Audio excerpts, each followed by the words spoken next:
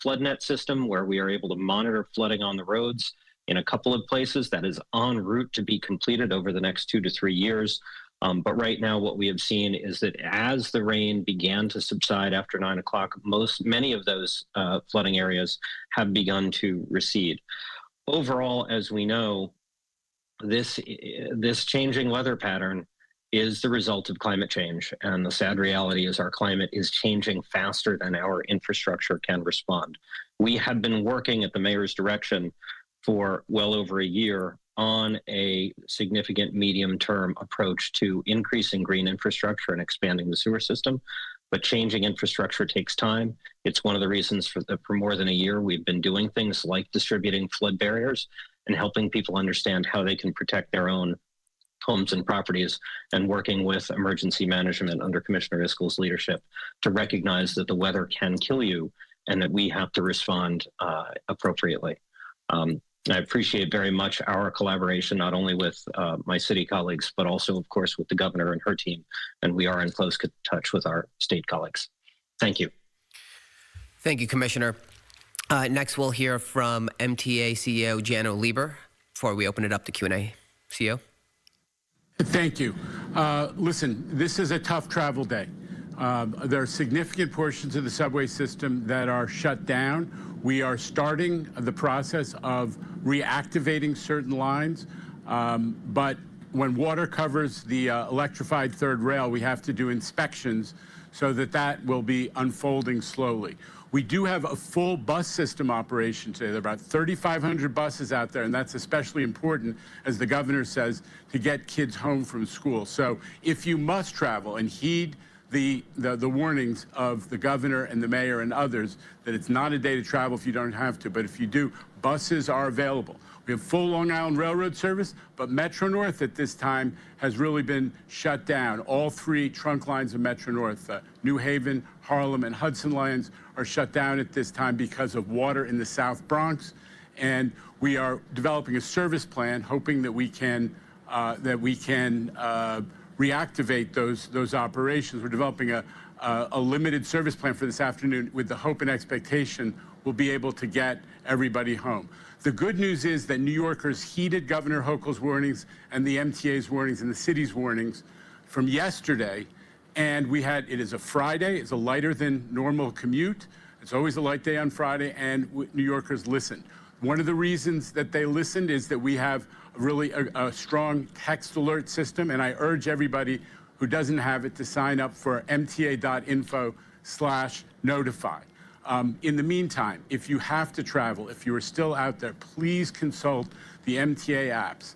My MTA, the Train Time app, and the MTA website, mta.info. We have full up-to-date information. As I said, about half of the subway system is either fully suspended or partially suspended, but we are starting the process of trying to get some of those lines back.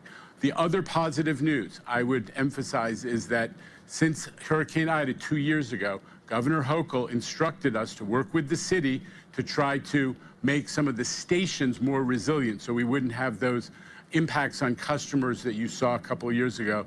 That collaboration has produced results, and to date, there haven't been any of those crazy washouts inside the stations, though, as I said, service has been affected. Please stay close to those MTA apps for real-time information, My MTA, the Train Time app, and www.mta.info. Thank you. Thank you, CEO Lieber. And so with that, we'll open it up to some on-topic questions. Okay, just a reminder, if you have a question, to use the hand raise function on your screen. We'll start with Ethan Stark-Miller from AM New York. Ethan, you can now unmute your line. Can you hear me? Yeah, we hear you. Okay, so question for Mr. Mayor. I mean, there are asylum seekers in shelters that are tent-like facilities at Creedmoor on Randall's Island. Are they safe in those facilities with these conditions? And is the city taking any steps to move them elsewhere? We have no reported conditions in those areas on Randall's and at the Creekmore location. And of course, if there are any conditions that are dangerous, we're going to make sure that people receive the proper care and make the proper movement. Mayor, I just got an update on Randall's specifically. We've seen very minimal leaking at Randall's Island, and any problems that will be very quickly addressed. So we have no issues really at Randall's Island at this point. Great. Next, we'll go to Katie Honan from the city. Katie, you can now mute your line. Questions briefly. Chancellor Banks, there have been reports of schools flooding. I saw someone tweet that the cafeteria was flooded, students can't eat. My question for you, and I guess the question for the mayor is, New York City has been flooded for hours now. We're finally now hearing from the city. A press release, I think for a lot of people doesn't count. Why did you not take more precautions when it came to schools? Students don't know how they're going to get home if the subways don't return service. And secondly, I don't know if there's any disruption with bus services. And so I guess the question is for the chancellor, can you give an update on schools and which ones are flooded? And for the mayor, why did you not speak to New Yorkers sooner about what is a very, very serious flooding situation that we knew about for at least 24 hours? Katie, the chancellor is going to go into the school situation and what we have right now. But we have, number one, notified NYC and using the various social media channels. And Commissioner Isco has been speaking about this from afternoon yesterday. So all the necessary precautions were taken. We have gone through these flood-related and heavy rain conditions before, and we followed the right protocol. And really take my hat off to Commissioner Isco and the entire team as they put in place a situation of communication using the virtual methods and monitoring the situation, really doing what needed to be done and making the right notifications and informations and constantly keeping New Yorkers up to date. Chancellor, can you go into the school situation? Where are we at this time? Sure, Mayor. First of all, it's just important to note that all of our schools, every single one of our schools are open. We're actively monitoring the situation across all of our buildings. We have safety plans in place, and that's important to note. And we have folks in our schools who are trained annually to prepare for days just like this. Our building response teams, they fully activated, and our protocol is to, in fact, shelter in place. Now, we do have a portion of our schools, approximately 150 out of the more than 1,400 schools that we have, that have, in fact, taken on some water, has presented some challenge, but nothing has impacted the ability for us to safely educate our students in any of those schools. Our schools have safety plans in place, and they are moving forward, and they're keeping us abreast. This stuff is happening in real time. There's one school is actually evacuating currently due to a smoking boiler, and that is PS 132 in Brooklyn. And it looks like there may have been some water that got into a boiler. So we're evacuating that school to IS 78, which is located 3 blocks away. That's the only school that we've had to date at this time have to actually evacuate.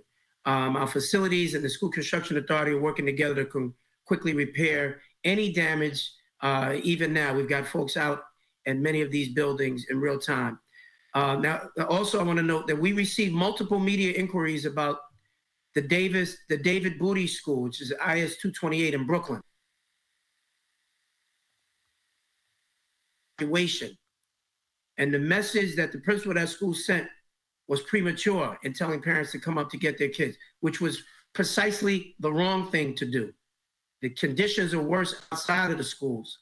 And so we'll be addressing that. But as the rain lightens up, we're continuing to monitor the situation. And what's also important is that our buses are pre-positioned for dismissal. We've been in touch with all of our vendors, and their pre-position means that they are staging early in order to have enough time to get our kids home. These are high axle vehicles, and they'll be able to navigate any water in the roadways. So in closing, I would simply say our schools are open. We feel good. We're fully prepared. We're ready to go. We have taken on some water, but nothing that has created an infrastructure problem where our kids are not safe. Our kids are safe, and we're continuing to monitor the situation. Thank you, Chancellor. And just to add a little to what the mayor said earlier, our first our first Notify NYC alert went out yesterday afternoon around 2:50 p.m. One of the first efforts we took was issuing a travel advisory. We've been in touch with local elected officials across the city. We've also been working with nonprofits. And like the mayor said, Commissioner Iskell was out there doing interviews yesterday. Commissioner Iskell is one of our top spokespeople for this administration, and so he speaks on behalf of the mayor every single day. And Commissioner Iskell, could you share a few words about our decision-making process for notifying people and how we make sure that New Yorkers take these notifications seriously by issuing them thoughtfully? Yeah. So first off, Notify NYC, as I said, it's available in 14 languages, including American Sign Language. We do a lot of programs, especially since Ida, to really encourage New Yorkers to sign up. We've done a number of day of actions. We did one about a month ago in Jackson Heights and across the city, encouraging people not only to sign up for Notify NYC, but to make sure they have the information they need for these types of flooding events, including the distribution of flood alarms that people can then install in their homes. In terms of Notify NYC itself for these types of events, we take information, we work very, very closely with the National Weather Service. We take their alerts, their warnings, their analysis, and we make sure that we then translate that literally to 14 different languages in American Sign Language, but also so that the public can understand what that threat might be. In addition to making sure we're providing information, not just what the hazard is, but the actions people can take to keep themselves, their loved ones safe. Thank you, Commissioner Iskell. For the next question, we'll go to Juliet Pappas. Juliet, you can now unmute your line.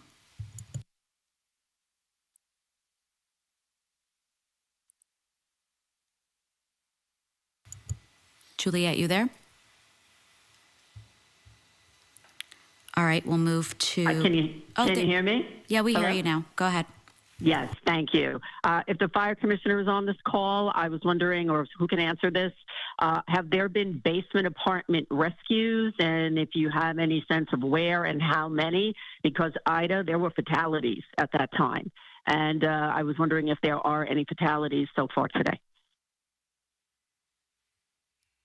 Hi, Juliet. It's Commissioner Kavanaugh. We have not had any fatalities today. We have had a number of calls for basements, people trapped in cars. As you've probably seen from the coverage, you can see our vehicles out there all over the city, but we have not had any critical patients or fatalities yet today. Just a follow up on Commissioner Kavanaugh. Since the last update I received about an hour ago, we've had reports for 6 basement apartments flooded, and we've had successful rescues at each of those. Thanks. I'd also like to add to that, as the mayor had mentioned, we were made aware yesterday through OEM about this storm, and we put additional high axle vehicles out into our operations. So we had equipment that was specifically available and ready for these types of rescues. Next, we'll go to Kelly Mena from New York One. Kelly, you can now unmute your line.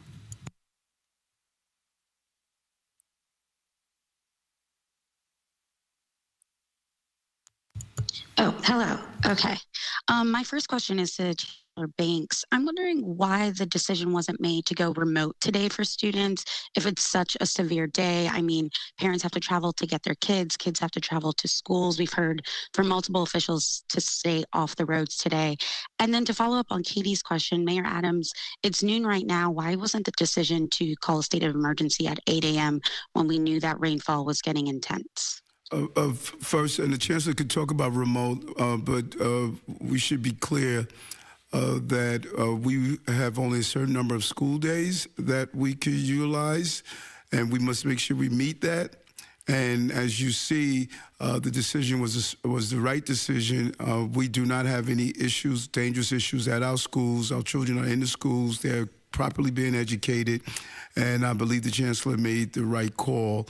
And if there was a need to close the schools, he would have made that call. But this was the right call. Our children are safe in schools. It stabilizes the family. They don't have a level of uncertainty of how they get to and from their office spaces. There is a big inconvenience when you close the school and parents disrupt their normal workflow, and we disrupt a child's education flow at the same time. This was the right decision to do. As we see, we are continuously moving forward, and our children are safe in their schools. Chancellor, you want to add anything to that? Yeah, no, just that I would echo what you said, Mr. Mayor. You know, I've heard that on other occasions as well. I don't want people to be very clear.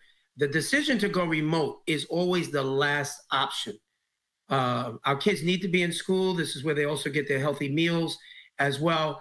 This is what allows parents to be able to continue their day and get to work and do the other things that need to happen. Whenever we make a decision to actually close schools, it is a major, major disruption. And so it is really only used really as a last resort. And I think in this case, while this was a tough day in terms of the rain, it certainly did not put our kids are not in danger. All of our schools are open. Our teachers are in school. Our kids are in school and doing well. We do have some schools which have had some flooding, and we have to address that. But we treat taking the option of the remote learning day very, very seriously, and we use that as a last option. And it's just really commendable on how professional our school system, our first responders, the exact team during these issues of weather emergencies, we still have to operate a city. And our ability to do so is really commendable with the coordination from this team. The city still has to operate with minimum disruption, and that's what you saw in our school system, as well as the deputy mayor pointed out, that, you know, able to go in and do those rescues when it's needed and to notify people. The city must continue to operate, and we want to be clear on that.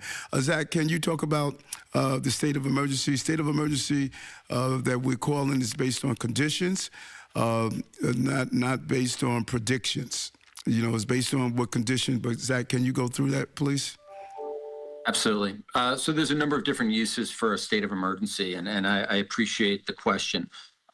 You know, the issuing a state of emergency at 8 a.m., 7 a.m., 9 a.m., or 10 a.m., it's not going to impact our response or the work that we're currently doing. A lot of the state of emergency is more about things that we can then put in place should we need to around contracting, around different rules.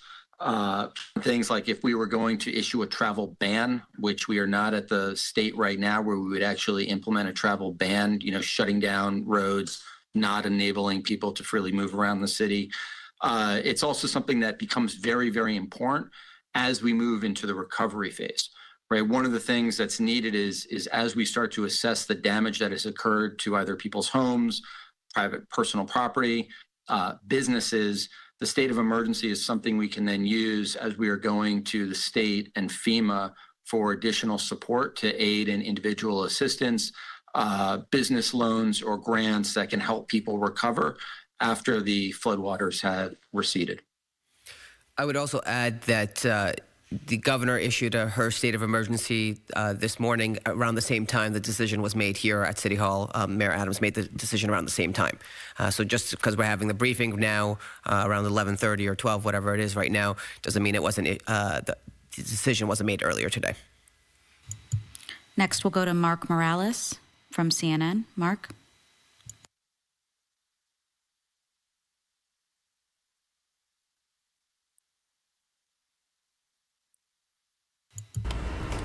If you're just now tuning into Live Now from Fox, breaking news, the New York Mayor Eric Adams has issued a state of emergency as they address the life-threatening flooding. You see on the right side of your screen the flooding out there in the Bronx area. Cars trying to get through. You even see a car stalled on that, well, it's our left, but that's actually the right shoulder there in that area with those hazard lights on. The water halfway up through those tires, and it's a great time to remind people who are watching in that area. Officials are always reminding you, turn around, don't drown. If you can't see the tires of the person in front of you, you should not be driving through that area. And then also you see the heavy rain continues outside of LaGuardia Airport. And of course, we're bringing all of this to you live, raw, and unfiltered as it happens. I'm Jeanne Francine.